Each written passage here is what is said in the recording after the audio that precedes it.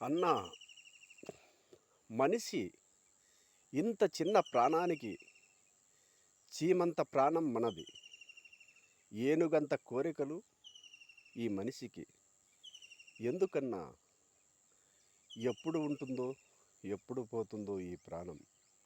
అటువంటి ప్రాణాన్ని మనం ఎంతో అపురూపంగా చూసుకుంటున్నాం. గాలి తోలితే పోయే ప్రాణాన్ని ఇన్ని ఆశలు, ఇన్ని కోరికలు, ఇన్ని అసూయలు, ఇన్ని స్వార్థాలు అవసరమా? ఎన్నో మోసాలు చేసి కోట్లు గడించాలి, కోట్లు సంపాదించాలి, కొన్ని వేల భూములు సంపాదించాలి, ఎన్నో ఇండ్లు సంపాదించాలి అనే కోరికలు ప్రతి ఒక్కరికి ఉంటాయి. ఎందుకు ఎందుకు ఈ కోరికలు, ఈ ఆశలు? ఈ చిన్న ప్రాణానికి చిన్న కోరికలు చాలవా?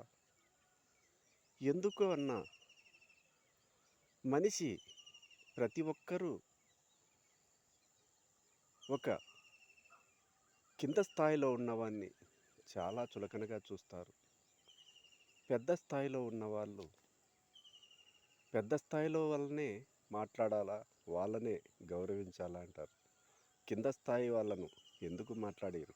వాళ్ళు మనుషులు కాదా? ఈ చిన్న విషయాన్ని మనిషి తెలుసుకోలేకపోతున్నారన్నా. అన్నా, ప్రతి మనిషి ఏదో ఒకటి సాధించాలి, సంపాదించాలి.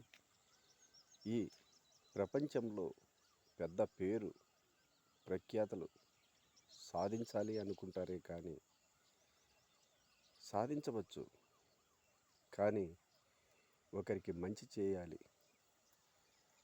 ఒకరిని మనం చెడుగా చూడకూడదు. ప్రతి ఒక్కరూ మనల్ని చూసి దండం పెట్టేలాగా బ్రతకాలి. లేదంటే మనల్ని చూసి చిరునవ్వుతో మాట్లాడించేలాగా అయినా బ్రతకాలి.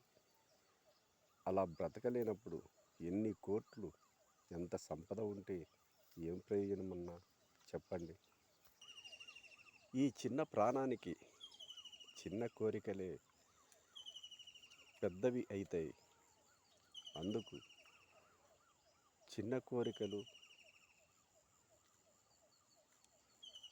కోరి అయినా మనం మంచి స్థాయిలో ఉండేలా, 10 మందికి ఉపయోగపడేలా బతకాలి. అప్పుడు మన బ్రతుకుకు ఒక సార్థకత ఉంటుంది. అంతే కదన్నా.